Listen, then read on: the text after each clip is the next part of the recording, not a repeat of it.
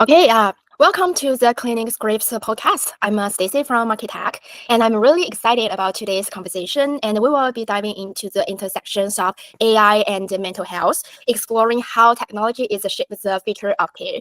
So, joining me today is Dr. Dave Hester, a tech innovator and vice president at Life Guides.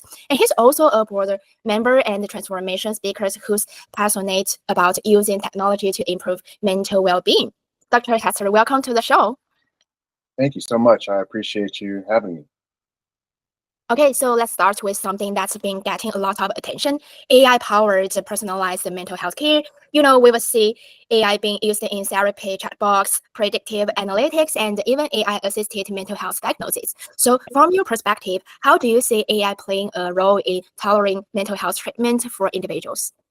So we can't get away from it. I just want to say that straight away. There's a part of me that, of course, would prefer for us to not have this as a tool. However, it is a valuable tool if used in the proper way. So specifically, AI brings an opportunity for us to have clear and basically transparent lenses of information sharing. And in clinical explorations or clinical experiences, sometimes that can be clouded, by whether it be bias or, even if, let's say your clinician didn't eat right before the session, it can make it difficult for them to accurately report. With AI, we can create more accuracy, but we have to be aware of the potential for hallucinations and any challenges that can come from the actual LLM that's being used. But there's so many tools coming out lately surrounding mental well-being, mental health, and AI, and it's promising that we're using the tech with the explicit exploration, so to speak, that we're using it for the betterment of human beings, or for the betterment of human well-being. So I appreciate that.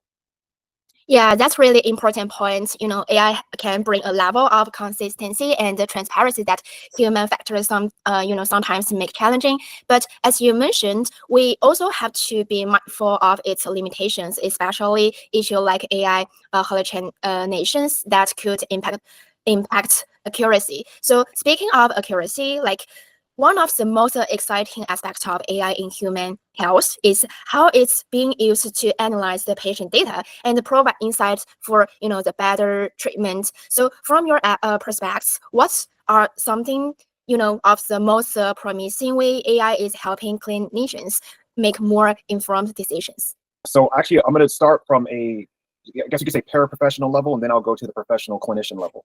So on the paraprofessional level, like what we do at Life Guides, we're integrating AI so that it can support not only keeping the conversations between members and guides, keeping it in line with our policies, but also making sure that they're not stepping into the clinical space and supporting with something medical related or something that's outside of the expertise or even scope of our practice.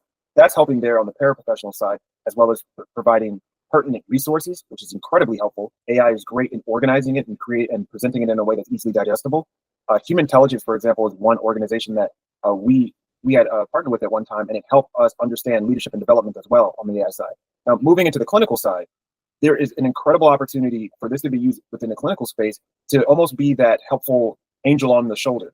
If a clinician is discussing or talking with their client, and they both, of course, agree to use the service, what can happen is something that the clinician may forget or may not be aware of can kind of be supported by that AI. And I've seen use cases like this where a clinician is in a discussion with one of their clients, and they may have conflated a Lexapro, let's say a Lexapro, medicine with Zoloft, and as well as actual milligrams of dosage. And because of that, the AI prompted the clinician and said, "Hey, keep in mind this person is taking X amount of this drug. So if you're requiring another drug, there can be drug interaction if these two drugs are put together." And that's incredibly helpful to make sure that people are, I guess you could say, expands our awareness. But I want to also talk about the challenges that can come from that too, because with having AIs, let's say in clinician settings, like where, for example, CliniScripts, one of the organizations you're a part of, where it records your information so that it can put it into note form. So you have clean notes, clean soap notes, or put it in the notes in the way that you want it. One challenge that I always want to tell people is it's great to have these tools, but continue to practice your practice taking notes, practice your critical thinking, because one of the challenges with AI is that it does pose a potential problem to erode critical thinking. And especially when you're talking about clinicians or executives, people who are high critical thinkers, they need that element to be strong. They need to continue to sharpen that. So even though AI is there, even though AI makes it easy, let's not lean on it. Instead, let's use it, like I mentioned before, having it kind of on your shoulder. Like you can consult it and say, hey, maybe should we use this? Maybe should we not? And then you make a decision. And always, last thing for clinicians, don't blame the AI if it puts in something and you signed it. Remember that it is your signature. It is what you are doing. As SHRM, the Society for Human Resources Management, calls it, it is really about HI plus AI. So it's human intelligence, basically human interaction as well, plus AI that really makes the opportunity what it is. Yeah, it's a really good example of how AI can enhance care without replacing the human elements. So we can continue on what you just gave the recommendation to the clinicians. So how do you see AI assisting the trained mental health professionals in analyzing patient data and improving the treatment outcomes? So here's where it gets fun, because AI, as fast as it works, has the ability to look at symptomology as well as certain points that may be, let's say, not aware to the clinician.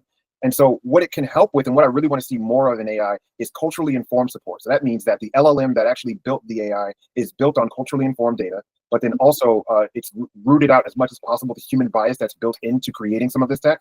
So I think where it can especially help a clinician is point out those dark places that we may not see.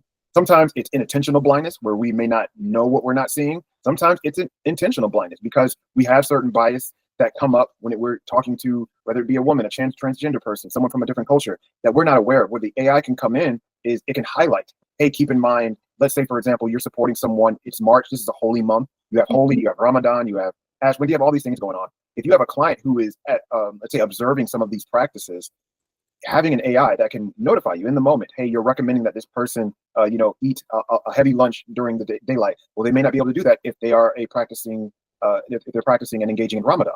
So having AI bring up key points during the conversation and potentially afterwards that can help create a better form of care. That's really what it's all about. How do we create a stronger, more holistic form of care where people feel like they're being heard, being seen, but they're also not being driven towards certain lines, whether that be driven towards medication or driven towards surgery, but instead of looking at all the options. Yeah, that makes a lot of sense. Well, AI can not only enhance efficiency, but also can help, reduce cognitive load for clinicians and allow them to focus on more patient care rather than administrative tasks. So now shift gears a bit. I saw that you also have a strong background in business development. So while AI offered tremendous potential in mental health care, integrating it into real-world clinical setting isn't always straightforward. So from your experience, what are some of the biggest challenges healthcare organizations face when trying to implement AI-driven mental health solutions? It's a complex question, so I'll try to break it down into pieces. When it comes to businesses, one of the biggest challenges is continuing to build a culture of support, caring, and growth. Cultures can really, to call it out for what it is, cultures can drain human beings, drain human beings of energy, of life force, of willingness to succeed. And so where AI can help is helping organizations to build in these clear, so within Life Guides, we have clear values, community, love, elevate, and resilience, as well as, forget about the A, accountability. That's the biggest part. And that's where businesses need to really think about is where can they place the highest level of accountability on their, not just their people, but their entire culture, their messaging, and use AI as a tool to help release some of the stresses of, let's say, the administrative work. We were talking about that with the clinical side. There's a heavy pressure on organizations to keep up with some of the administrative work, and that can get cumbersome. And also, it's not really inspiring. Where AI can help is by passing off some of that administrative task. It allows us to then use AI as well in a creative format, so that we're creating new copy, new campaigns, new policies and practices for onboarding and recruiting that don't necessarily weed out people based on some sort of algorithmic injustice. There's recent studies showing that women, for example, will be less likely to be chosen by certain AI algorithms because of their resume if it has a woman's name on it. So we have to be aware of that, and we have to check that. So we have to check our algorithms, check our business practices, and make sure that they're aligned with the highest human good. And I know that sounds woo-woo. Okay, we're talking about feelings, but humans are really the lifeblood of these organizations. They're the ingenuity that pushes innovation and opportunities forward. We have to nurture them, and we have to create opportunities for them to do more. That's true. I really love the point that about how workplace culture can either, draw or uplift people, and AI has the potential to support a healthier, more sustainable environment. But of course, AI always raises concerns, especially when it comes to the future of jobs in mental health. So, some professionals worry that AI could replace human clinicians rather than support them. So, from your perspective, so how should mental health professionals adapt and upskills so that they can work alongside AI rather than compete with it? Right, right. So what I am continuously hearing is that it's not AI that's going to take your job. It's someone else using AI that will take your job because they know how to prompt, they know how to use it.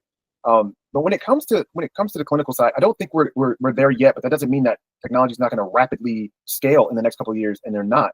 Where I do see an opportunity for clinicians to do is to test AI, use it, whether it be in session, outside of session, but also it helps your research skills because you can't believe everything, like I said, that comes out of an AI. It could be a hallucination. And there's a old quote, I believe it was Samuel Clemens, aka Mark Twain, but it may not be him. But the quote goes, be careful of what you believe in the newspaper. You might die of a misprint, which is, I think that is applicable now because we can't believe everything that comes out of an AI. It might be hallucination, so we have to research. But when it comes to clinicians being concerned about using it, it's just like any other tool. And the more you use it, the more you get with it. I've seen some interesting clinical tools come up where they're trying to actually replace clinicians in certain settings with AIs. I've seen them rise, fall, fail, and some incremental success. So I don't think we're there yet where I haven't seen an LLM or a large language model that has really integrated empathy, compassion, and those human elements properly to the point where we're seeing completely different outcomes from the members. There are some startups that really are seeking to make therapy or even clinical support more accessible, which I appreciate. We do need accessibility as well as equitable access, meaning anyone who needs the service can be there. However, I do caution us from just moving away from the all digital option.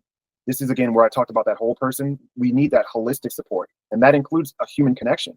The technical or digital aspect of it is very important. It helps us gather information, present information faster. However, none of that, or even the AI, no matter how strong it gets, even though it will be strong soon, it will not outpace a human, a direct human interaction. Someone who understands what it feels like to have a heartbeat. Someone who understands the intricacies and complexities of being human.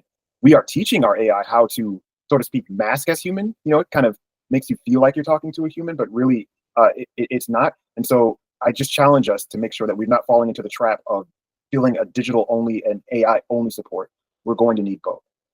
Absolutely, absolutely. Well, AI is actually creating new opportunities in mental health, whether it's a role focused on AI-assisted therapy, data-driven mental health coaching, or even AI ethics and oversight in healthcare. As technology advances, we will see more professionals specializing in how AI can be integrated safely and effectively into mental health care. Well, that's such an important takeaway. AI isn't here to replace the clinicians, but to enhance their work and create new opportunities. That's all about learning how to use AI as a tool rather than seeing it as a threat. Well, Dr. Hester, so this has been such an insightful conversation. Thank you for sharing your expertise on AI-powered mental health care, workflow automation, and business integration, and the future of mental health jobs. So, thank you again. So, and to our listeners, if you're enjoying today's conversation, don't forget to follow up and stay tuned for more discussion on AI and mental health. Until next time. Bye, everyone.